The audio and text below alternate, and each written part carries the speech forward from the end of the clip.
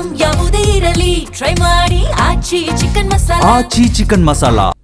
ಬಾಗಲಕೋಟೆ ಉಪಚುನಾವಣೆಯ ಕಣ ಕಾವೇರಿದೆ. ಉಮೇಶ್ ಮೇಟಿ ಗೆಲುವಿಗಾಗಿ ಕಾಂಗ್ರೆಸ್ ನಾಯಕರು ಕಸರತ್ತು ನಡೆಸ್ತಾ ಇದ್ದಾರೆ.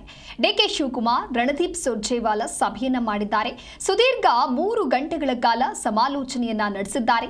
ಸಭೆಯ ಬಳಿಕ HY ಮೇಟಿ ಅಭಿವೃದ್ಧಿ ಪುಸ್ತಕ ಬಿಡುಗಡೆಯನ್ನ ಮಾಡಲಾಗಿದೆ. ಪ್ರಗತಿಯ ಪಕ್ಷಿ ನೋಟ ಹೆಸರಿನ ಪುಸ್ತಕವನ್ನ ಬಿಡುಗಡೆ ಮಾಡಲಾಗಿದೆ. ಡಿಕೆ ಶಿವಕುಮಾರ್ ಹಾಗೆ ಸುರ್ಜೇವಾಲಾರಿಂದ ಬುಕ್ ರಿಲೀಸ್ ಮಾಡಲಾಗಿದೆ.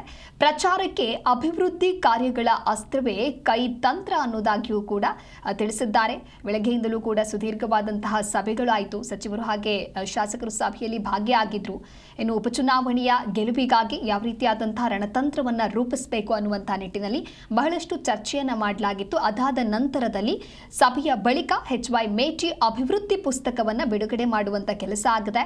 ಪ್ರಗತಿಯ ಪಕ್ಷಿ ನೋಟ ಹೆಸರಿನ ಪುಸ್ತಕವನ್ನ ಬಿಡುಗಡೆ ಮಾಡಲಾಗಿದೆ. ಡಿಸಿಎಂ ಡಿಕೆ ಶಿವಕುಮಾರ್ ನೇತೃತ್ವದಲ್ಲಿ ಬೆಳಗ್ಗೆಯಿಂದಲೂ ಕೂಡ ಸಭೆಯನ್ನ ಮಾಡಲಾಗಿತ್ತು. ಡಿಸಿಎಂ ಡಿಕೆಶಿ ಅವರಿಗೆ ಕಾರ್ಯಕರ್ತರು ವಿಶೇಷವಾಗಿ ಸ್ವಾಗತವನ್ನ ಕೋರಿದ್ದಾರೆ.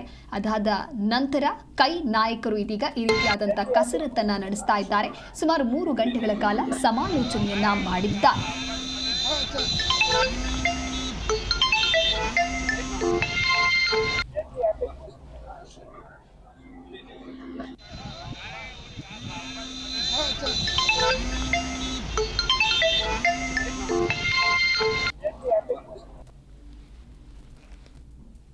ಬಾಗಲಕೋಟೆಯ ಉಪಚುನಾವಣಾ ಕಣ ರಂಗೇರಿದೆ. ಉಮೇಶ್ ಮೇಟಿ ಗೆಲುವಿಗಾಗಿ ಕೈ ನಾಯಕರು ಕಸರತ್ತನ್ನ ನಡೆಸ್ತಾ ಇದ್ದಾರೆ.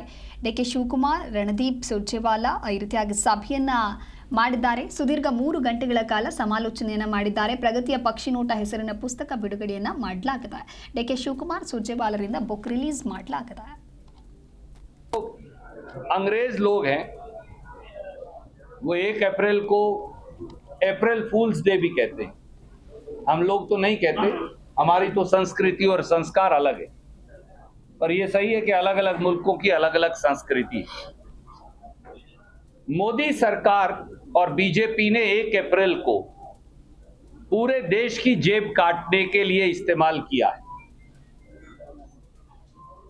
आपने देखा होगा बस अड्डे पर, रेलवे स्टेशन पर, सार्वजनिक जगहों पर लिखा होता है जेब कतरों से सावधान. लिखा होगा, आपने देखा होगा, बिवेयर ऑफ पिक पॉकेट्स. देखा है ना आपने? जर्नलिस्ट साथियों को तो पता है, वो तो हर रोज जाते. We want to tell people of Bagalkote as also Davanagere and Karnataka, beware of BJP's pickpocketing. Bhajpa की जेब कतरी से सावधान. ಮಂದಟ್ ಮಾಡುವಂತ ಕೆಲಸ ನಮ್ಮ ಕಾರ್ಯಕರ್ತರು ಮಾಡ್ತಾ ಇದ್ದಾರೆ. ನನಗೆ ವಿಶ್ವಾಸ ಇದೆ, ಅತಿ ಹೆಚ್ಚು ಮತದಿಂದ ಹೋದ ಸತಿ ಏನು ಎಲೆಕ್ಷನ್ ನಡೆದಿತ್ತು ಅದಕ್ಕಿಂತ ಹೆಚ್ಚಿಗೆ ಮತ ಅಂತರದಿಂದ ನಮ್ಮ ಅಭ್ಯರ್ಥಿಗಳು 2 ಕಡೆನೂ ಕೂಡ ಗೆಲ್ತಾರೆ ಅನ್ನೋ ಒಂದು ಆತ್ಮವಿಶ್ವಾಸ ಇವತ್ತು ನಮಗೆ ಮೂಡಿದೆ. ಬಹುಶಃ ಎಲ್ಲರೂ ಸೇರಿ ಒಗ್ಗಟ್ಟಿಂದ ಇದ್ದಾರೆ.